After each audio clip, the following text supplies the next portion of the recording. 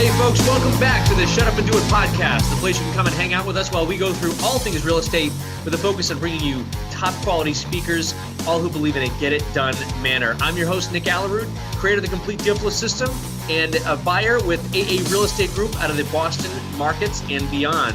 Today, once again, super stoked to have an awesome friend and colleague of mine. He is from the Miami, Florida market, that's Keys, never mind. The southern part of the country. Close enough. Mr. Alex Pardo, he is a wholesaler. He is a business coach. He is a life coach. He has also got a few different knacks that he's going to be sharing in his time with us today. And he's willing, he said, to share a couple of his challenges too, which is what we love to do. Alex Pardo, man, thank you for coming on the show. Thank you so much. No, brother. No, thank you, man. Pleasure's all mine. I appreciate you inviting me and thinking enough of me to hop on here and hopefully help your listeners. So thank you, brother. Always great connecting with you. Oh, that's awesome. Do you want to start like everybody? Just give us a little bit about your background, what got you into real estate and everything. That would be great. Yeah. So born and raised in Miami, Florida. My entire family's from Cuba. And my sister and I were born in Miami and, grew up in a middle-class family. I owe my parents so much because I don't have a lot of the hardship, stories and upbringings that we hear. It's not a rags to riches type story, anything like that. But I certainly wasn't born with a silver spoon in my mouth, as they say. I always felt, Nick, not to get off topic, I kind of feel like the middle class, it can be the most challenging for people because they're comfortable, quote unquote. And I think when you live in comfort, that's one of the worst places you can be. But I owe my parents so much, graduated from Florida International University. And while I was going through, my junior, senior year, for whatever reason, I was very attracted to being a corporate executive. My goal at the time was to be a CEO or a CFO of a Fortune 100 company. And I started, interviewing with companies like Johnson & Johnson, General Electric, and I got accepted into GE's financial management program, which was a pretty exclusive program at the time. I don't even know if it's still around, but it's a program meant to groom the future CEOs and CFOs of GE. And got accepted. I remember my offer was $48,000 with a $3,000 signing bonus at the time, 22 years old. I thought that was like all the money in the world. And then I moved to Atlanta and I realized that, when you live on your own and you got to pay taxes and all this kind of stuff, it's not exactly what it seems, right? And I was working, I was probably working average of 75 hours a week. And when I actually calculated how much I was taking home, I was like, I'm not making a whole lot of money here. And 3 months into my job, man, I remember we were closing out the quarter.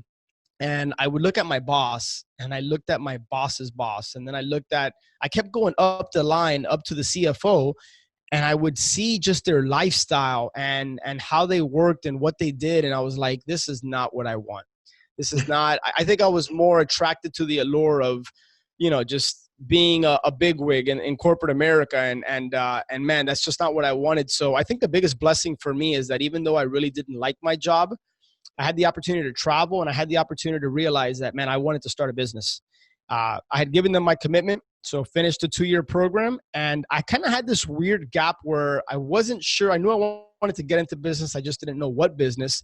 I had the opportunity to backpack around Europe for 3.5 months and found myself in Ibiza in Spain partying with a couple friends. And a buddy of mine sent me an email, said, hey, man, there's this marketing for deals boot camp in Atlanta. It's $997. I had read Rich Dad, Poor Dad and Think and Grow Rich. And I was always interested in real estate, but I didn't really have the money. I was essentially funding the entire, European trip on my credit card. And I was like, what's another $1,000 at this point? So I ended up doing it. Long story short, true story, man. I ended up going to that event. I plucked out a letter, a pre-foreclosure letter, and started mailing pre-foreclosures.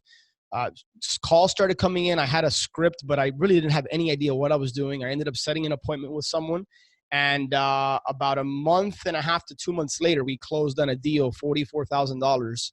And man, I haven't looked back ever since. So that's a not so brief version of my story. I love that. You literally then only had invested like $997 into your coaching and you got your first deal with 44 grand. Is that accurate? Yes. But now here's the thing though. It was a blessing and a curse because I made 44 grand on my first deal. My next 3 or 4 deals didn't total up to 44 grand. When I closed that first one, I'm like, oh man, this is like smooth sailing. I thought every deal was going to be 44. But it was a rude awakening. But man, fortunately for me, I've always had the type of mentality to fire then aim. And most of the time it served me well. There's been a few times where I've kind of gotten into some hot water, and I could talk about that a little bit on the podcast. But I've never struggled with procrastination. I've always been the type when I want something, I set a goal and I just take action, and I get beat up along the way sometimes, but that's where coaching and mentoring and investing in yourself really helps and comes into play. 100%, man. I didn't even know. So literally, it's just cool. You were in Europe for 3 weeks. I've always wanted, I think a lot of people wanted to do that, but you actually did three do months. it. 3 months. I was in 3 months. Yeah, 3.5 months. Yeah, what an awesome experience. And then, at that point, you're in for like 20 G's. You're like, what's another $997? Sure, I'll go for it. Man. So actually what's funny is that entire trip was funded on just shy of $8,000. But we were roughing it. Like I was sleeping in $5 a night hostels. We slept under a bridge. We slept in tents. I mean, we were roughing it. So that's awesome. Yeah, it was an experience. Yeah, for sure. Oh my gosh. So as you started, you got your first big profit check of 44 grand. The next few after that, like you said, you started realizing kind of the bumps and bruises of the industry. What would be maybe your first challenge that you kind of went through that you're willing to share with us? Well, the first big challenge, I deal with challenge and adversity on a sometimes what feels daily basis, but challenge and adversity is one of those things that I think people are afraid of, but I have learned, it hasn't always been this way. I've learned to lean into it, quote unquote. It's one of those things that I know that when I'm going through something, I'm going to come out better on the other end. But in 2007, basically right before the market crashed, I decided to get into my first rehab. And my first rehab was a $500,000 property that I decided to buy. I contracted it for $525, and the after repaired value at the time was somewhere around the $750 range. So I felt there was a decent enough spread there. I estimated a rehab of about 60, 70 grand. Of course, it's always more than you think. And that was my first rehab. It was right before the crash, and the crash came. And, that rehab that we thought was going to be 60 to 70, I brought on a partner, ended up being about double that. And, man, long story short, we couldn't sell it. We just could not sell it. And we had to do price reduction after price reduction after price reduction. We were fortunate enough to be able to sell it, but not before it came at $100,000 loss. Matter of fact, I think it was like 101, 102 grand that we lost on that deal. Half of that was my money. And man, I'm so grateful for that experience, because that was the catalyst to me saying, I need to invest in a coach. At that time, I saw coaching as an expense. Now you and I both know it's an investment. Had I paid the $5,000, I think it was at the time, to hire somebody that I really wanted to work with, I wouldn't have made that $51,000 mistake. I know that for a fact. But because of that, I ended up hiring a coach, and it's completely changed my life. That's awesome. And, wow. So do you still have the same coach, or did you go from one coach and then as you grew? That was a specific real estate coach. I've worked with a lot of different coaches throughout the years. I have a life coach that helped me get out of a big mess that I'm sure, we'll talk about shortly with the IRS. I'm still working with that coach to this day. It's almost been a decade. So I believe in coaching heavily. Awesome. That's great. So the first rehab, that was your first rehab? The very first one? Very first rehab. I had always wholesaled. I had done some subject to deals. I had done some short sales. I had never done a rehab. Woo. And for whatever reason, I thought that getting into a $500,000 property right before the crash, of course, I didn't know the crash was coming, was a good idea. And it ended up being a very bad idea. Gotcha. I know, but still, for your very first one, that's one heck of a one to take on, $500,000. I appreciate the balls on that, man. That's good. That's good. Yeah, like I said, this was one of those cases, Nick, where fire aim didn't serve me. So there you go. I get it, brother. I get it. And half of our guests will tell you we've had some people on here with some really tough rehab stories. But your other story that we briefly mentioned, I personally am very interested in this story because I have come close to observing the same challenge as you. But I appreciate you sharing, because it's definitely something that a lot of us real estate investors do face, right? We kind of skirt the line on a lot of things. And once in a while, as far as when it comes to legally or not illegally paying taxes, right? I'm not saying we legally skirt the line on something else, but I'm just going to just ask you to tell us that story if you don't mind. Yeah. It's crazy. So, man, so when I went to this event and I started marketing at pre-foreclosures, I didn't know what I was doing. I just started figuring it out, and I started closing deals, and I had some success. I was making money, but no one in my family is an entrepreneur. I didn't go to school to, I didn't know how to be an entrepreneur. I didn't know what I didn't know. And I quickly realized that it's not all it's cracked up to be. I was wearing all the hats. I was a one-man show for the first 3-4 years of my career. And I just never, the taxes and the financials was something that didn't appeal to me. And so I ended up hiring a bookkeeper to help me with my books. And to me, I completely abdicated that responsibility. It was like out of sight, out of mind. Like, here you go, do what you got to do, handle it. Just let me know what I need to know, and we'll go from there. And totally normal, by the way, right? Totally normal. And I love, you just said, let me just repeat, that was a quotable line. The thought of taxes and bookkeeping didn't appeal to you. I just wanted to repeat that because I'm sure that appeals to so many people. Go ahead. Right. I guess that's an obvious statement looking back. But man, it was out of sight, out of mind for me. I hired a bookkeeper. He came, I don't even know how I found the guy. It may have been the Yellow Pages at the time. Like, dude, I look back and I'm like, how stupid could I have been? But I hired this guy, didn't vet him. I met with him once, and I just wanted it off my plate. Well, fast forward about 3 years. That was in 2006. In 2009, I was in my condo in Miami, and I ended up getting at my door a certified mail that was about 1/2 inch thick, white envelope. I'll never forget to this day. I get chills thinking about it. And it was from the IRS, Internal Revenue Service. And when I saw how thick it was, I was like, this can't be good. Dude, I put it on my kitchen counter. I didn't open it for like 15, 20 minutes. I was just like, this feeling in my stomach overcame me. I'm like, I know something, when you have a feeling something bad's about to happen, like, I'm like, man, this isn't good. I finally opened it up, and it basically said that I owed close to $130,000, that my 2006, 7, and 8 taxes were never filed. And this was February of 2009, February, March. My 2009 taxes certainly weren't going to be filed by the April 15th deadline, or October 15th, whatever it is. And dude, I just sat down on my couch, and I was paralyzed. I didn't know what to do. I had some money in the bank, but I certainly didn't have that kind of money to cover it. And this was 2009. This was after the crash. So I wasn't doing particularly well. I had started to get into the info marketing side of the business. So I wasn't even 100% focused on doing deals. And man, I was in such a deep hole at that point. It was kind of a dark cloud over my head that I didn't know how I was going to get out of it. And man, not so long story. I just started like Googling options after like 2 weeks of being paralyzed, not knowing what to do. I had concluded that my only way out of this was bankruptcy. And so I set up a meeting with a bankruptcy attorney. And man, I remember driving to the bankruptcy office, I started getting teary-eyed. Like, I was just overcome with emotion, because I'm like, at the time I was, I don't know, man, 28, 29, however old I was. And I was like, I can't believe I'm on my way to go meet with a bankruptcy attorney to file bankruptcy. Like, at 28, 29, like, how does that happen? And by the way, at that time, I also had like 30, 40 grand in credit card debt. And I guess I was stupid with my money, but it wasn't like I was going out buying stupid things. It was things to fund the business, and I just wasn't fiscally responsible at that time. Right. And man, so I met with this bankruptcy attorney, and about an hour and a half into the meeting, he needed my tax returns in order to move forward. Like, it's incredible how God works.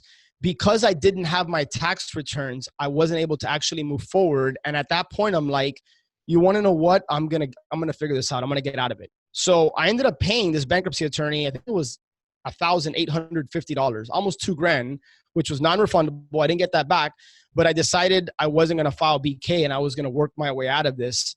I ended up meeting with a life coach that came recommended. And we started the slow process of trying to go back 3 to 4 years to collect all of my documents and start to like get out of this hole. Contacted the IRS. I tried to work out an offering compromise, but at the time I was making too much money which I really wasn't making a lot of money, but in the IRS eyes, I couldn't even do an offer in compromise. So man, over a 3.5-year period, I ended up paying every single thing back to the IRS. And Wow. it has shaped me today, that going through that experience.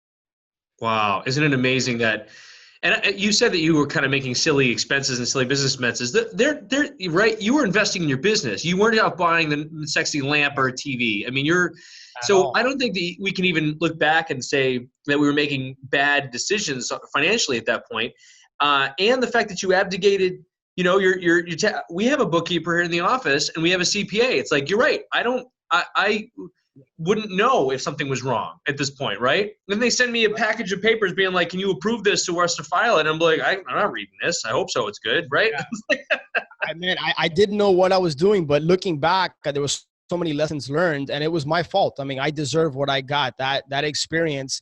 But I think it goes back to leaning into adversity and challenges, man. It's not fun when you're going through it. And sometimes it's hard to see the forest from the trees or whatever that saying is, but you're meant to go through that for a particular reason. And, it's only a failure if you don't learn from it, right? I forgot who said that, but it's so true. And looking back now, I'm so glad I lost the 51 grand on that rehab. I'm so glad I went through this because that's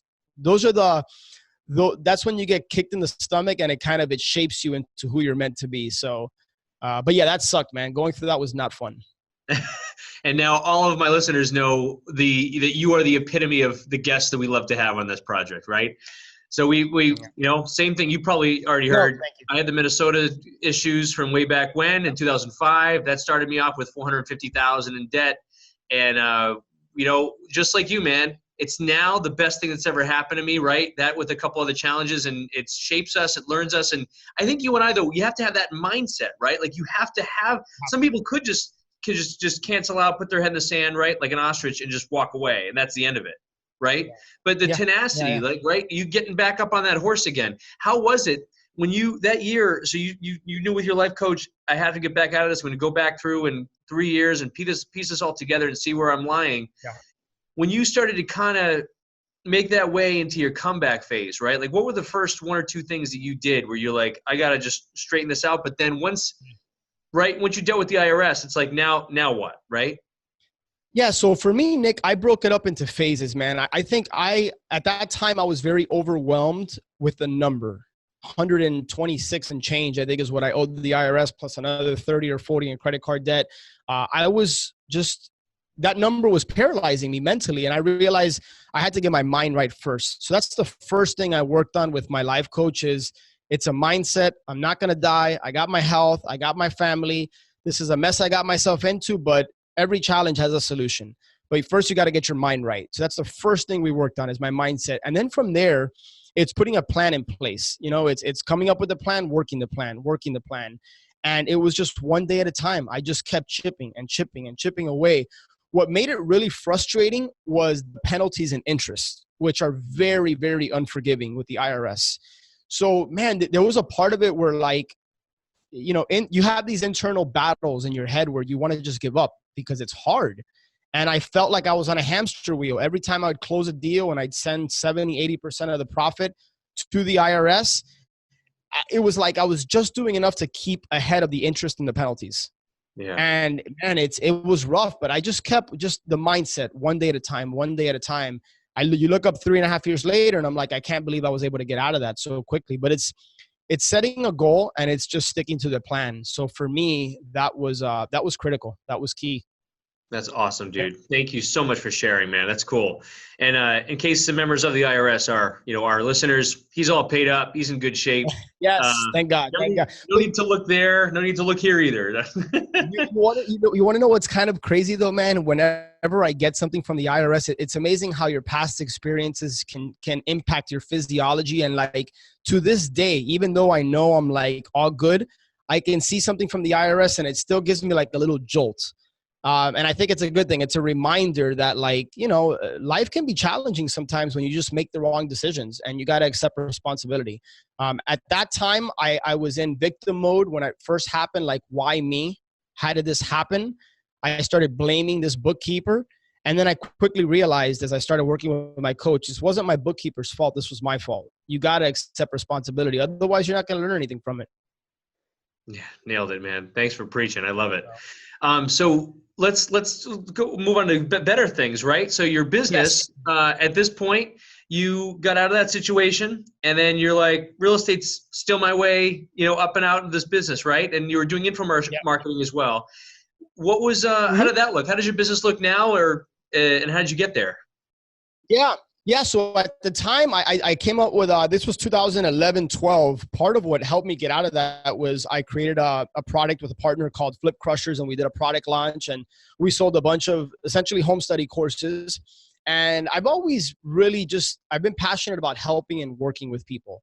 But I didn't know what that looked like at the time. And now I know that for me, selling info products wasn't really the goal. It was just I was fulfilled by knowing that that I could help somebody. And that's the reason I launched the podcast I did 3 years ago or so. But man, I was starting to get burned out wearing all the hats in the business. It was just me and a virtual assistant in 2010, 11, 12. And I said, okay, my goal is I want to automate. I want to scale this business, but I don't want to wear all the hats. I remember at the time I wasn't married, I was dating, and I'd be out on dates and my phone would be blowing up from a direct mail campaign. And I felt guilty that I was like not picking up the call because I know it's potential money, but here I am on a date and I was like, enough is enough. I want to start hiring people. So I hired an acquisitions manager at the time. And immediately within a 12-month period, we ended up almost doubling the business. Just myself, a VA, and an acquisitions manager. We probably did 60, 70 something REOs in 2013, made a bunch of money. That helped me pay off that IRS debt. And then, yeah, man, today we have a team of 8, a very typical structure that we hear out there. I have a lead manager, acquisitions manager, dedicated cold caller, dispositions manager, transaction coordinator, a VA, and I think I'm missing somebody, but yeah, we have a team of 8. And for me, that's where that's where I'm fulfilled, is working with them. I'm going to say something somewhat controversial, but not that I don't care for real estate, Nick. It just doesn't, like, when we close deals, it doesn't move the needle for me. You know what I mean? Like, what moves the needle for me is working with my team, the impact, the camaraderie, the leadership aspect of it, the coaching aspect of it. The real estate, would I do it for free? Probably not. It's just a tool. It's a vehicle to work with people and impact their lives. I like real estate, don't get me wrong, but it's certainly not something that fills my cup. But you're impacting so many lives too, right? The sellers' lives and your team, and it really betters you as a person, as a better leader, right? A better manager, better organizer every single day for these guys, right? And ladies. 100%. Yep, that's right. That's right. That's awesome. You and I have both found our ways eventually, so that's really good. I think that's one of the. Oh, I was just gonna say, Nick. I think that's one of the things that if anybody listening can take one thing away from this and nothing else, figure out what your gift is. Spend time, personal development, figure out what your gift is and operate in your lane. If you can double, triple, quadruple down on your unique ability, your gifts, your genius zone, whatever you want to call it, man, you're going to be so much happier regardless of what that is. Don't go chasing somebody else's vision. Figure out what you want, what your strengths are, double, triple down on that. Oh, man. Yeah, that's tremendous. Yeah. Alex, you had mentioned that you'd also had another give for us today. You guys have a really good ability to kind of stand out from your competition, stand out from the crowd down in a super hot and heavy. We have a very heated market, like way over competitive here in Boston, but probably not as bad as Miami, Yeah, I mean, they're both pretty competitive markets. Yeah. For sure, man. And thank you for your give. Like, if you're willing to share anything with us on that side of it, that would be great. Awesome. Yeah, we've done a pretty good job of just going back to the basics and realizing that it all starts with building trust and rapport. And from the moment that somebody calls us to the moment we close a deal or don't close a deal, what is that person? You have to think about it from their standpoint is, what is their experience in working with your company? What's the first impression from the moment that a call is picked up to the moment that you close a deal? How do you make them feel? I think if you can operate from that lens, you're going to put yourself, just that mindset alone is going to put you out. Because man, for most of the wholesalers out there, sellers are it's a profit. Sometimes I know people that look at sellers like dollar signs. And I think when you lead with a servant's heart and you genuinely want to help that person, and just that mindset alone, you could do nothing else, but just change your mindset about genuinely wanting to help people. That in and of itself, you're going to stand out from probably 80-90% of the people out there. And then, of course, there's certain things you can do. Like one of the things we do is when we connect with people in the rapport building phase, and that process, you try to figure out what's most important to that seller. So if they happen to mention they have kids, or if they happen to mention they just got back from a trip, we literally pivot from the script and the conversation, and we just want to talk about that. We want to talk about what's important, and we want to relate to them. We'll create detailed notes in Podio so that when we follow up with that person, that's where we're leading with. You know, if it's a birthday, if they just celebrated a birthday, or they just, you know, had a kid, or we're leading with that. And sometimes as part of our follow-up process, we won't even ask about the house or their situation. We'll just find out and reach out to them and say, you know, how was that trip you had been planning? Or how was X, or how was Y? And that's all we do. Like we don't even care about the house. And that, people are just drawn to that. But here's the key. You got to be genuine. You got to be sincere about it. You can't have an ulterior motive. And yes, of course, we're a business. We want to buy more real estate. We want to sell more real estate. And, you know, without that, you can't function. You can't help more people. But I think if you just operate from that lens and you just say, hey, listen to people, what's important to them, and then connect with them on what that is, magic happens, dude. It's incredible. When we meet with sellers, we leave them things like this, like little squishy house balls, stress balls that's branded. One of the things we do when we meet with sellers is we'll send them what's called our shock and awe package. So this is pretty cool. Most people don't even know you can do this, but if you go to Starbucks corporate, you can get branded Starbucks gift cards that have your company name, your website. So this is a $5 gift card. We include this and we mail it once we meet with sellers. Whether we get the deal or we don't, we do a handwritten note. We include this, so it's kind of a lumpy mail. We include the Starbucks gift card. We have like a professionally printed, you know, credibility package that says more about our team. Most importantly, it's not about us, it's how we can help them. You know, this is something that's pretty cool. I don't know if you can see that. Yeah, how we give back. Yeah. Our Sell a House, Change a Life charity program. So we give sellers the ability to pick a charity that's important to them. And whenever we close, we'll donate $1,000 from our money over to wherever they want it to go. Wow. And people are really drawn to that. So that's important to us. And I think, again, that the biggest takeaway is just, how do you make people feel? What's the experience? Like, would you recommend your mother or your father to your own company if you weren't there? And I think if you just operate from that mindset, you're going to stand out from the crowd. That's incredible. That's especially with the that charity thing, man. I mean, that's wow. We'll immediately implement that one. That's really good. And everything you just mentioned, man. Our goal here with our team, right? We're not going out to get the deal. You're going out to make a friend, make a relationship. If we have to boil it down to KPIs and scorecard, we want a positive seller experience, a testimonial, right? And if they get the testimonial and not the offer, they still win. Like, that's the whole point. Nick, it's funny you said that, dude. One of our KPIs that we track is testimonials received, right? Mm-hmm. And so if we close and we don't get a video testimonial, I'm bummed. Like, I'm affected by that. Like, great, we closed, wire came in, fantastic, that's awesome. Did we get a video testimonial? Because it tells me that seller really was just, they had a good experience. B, it can impact future business, you know, like the more you can put out there, the more social proof, et cetera. So that's one of the first, if my transaction coordinator was here and we turned the camera around and I said, what's one of the first things I ask when we close on a deal? It's, did we get a video testimonial? Yeah.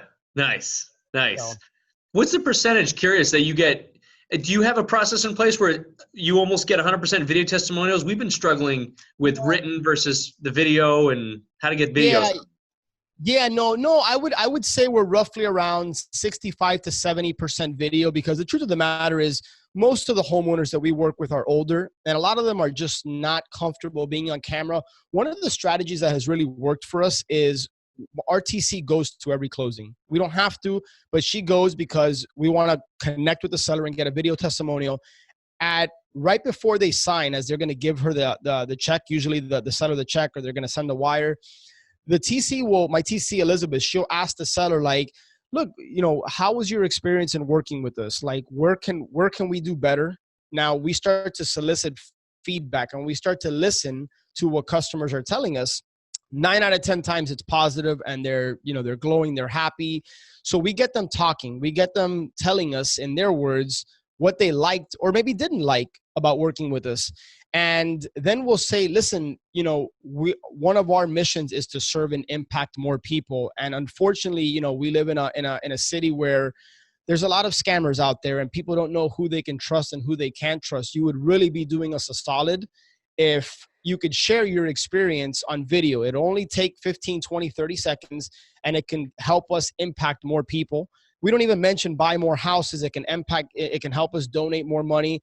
But I think the key is not even introducing the video component or the testimonial component, just asking them, what's your experience? Once they're done, say, look, it would really mean a lot to me if we could get that on a quick video. And man, that approach, it doesn't always work, because sometimes people just don't want to be on camera. And if not, then we pivot to a written testimonial. But man, that's worked for us. It's worked for us many times. That's awesome, dude. What projects right now are you super excited about? Ascend in one word. So one of the biggest gifts, Nick, that I have been given earlier this year, I was in a mission trip in Guatemala, Antigua, Guatemala. And it's called Master Mission. It's a half mastermind, half mission. So we would mastermind the first half of the day. The second half of the day, we do a mission trip. And on the last day, it was my turn on the hot seat. And I got very vulnerable with the group. It was a very safe setting. And I was like, I'm struggling because I don't know what my purpose is. Despite all the personal development work that I've done on myself, I was feeling like real estate just wasn't, like I said, it wasn't moving the needle for me. It wasn't like, yeah, it's my business, I'm going to continue to do it, but it doesn't fill me up.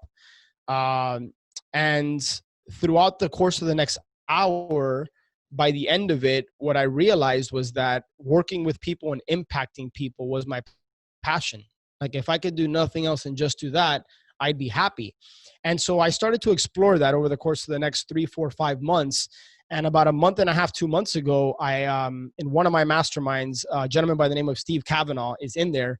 Really good dude, core value alignment, lifestyle entrepreneur, but we complement each other in many ways. He was starting a coaching and mastermind group. Him and I started collaborating, and it made sense to team up on that. And now we're leading a group called Ascend, which is a hybrid between a coaching and mastermind group that focuses not just on business and real estate, but also life. Because I'm a big believer that so many people just focus all of their efforts on business and making money at the expense of living life. And what we're doing is we're reversing it. We're like, what's your vision for life? Let's help you design a business to support that business and that vision and that lifestyle that you want. So that's what Ascend is in a nutshell, my man. That's insane. I saw you obviously announce this new program, and are you still doing the mission trips too? You're still doing mission trips too, right? Yeah, we do that. So the Master Mission, we do it once a year. And then we just got back from Jamaica, where I do something else called Holiday Mastermind, which 100% of the proceeds go to charity, and we mastermind for a day. Everybody and their families come out. So that's a whole different, unique experience. But masterminding and working with coaches has completely changed my life. And so that's why I'm so passionate about what we're doing, because I know how it's impacted me.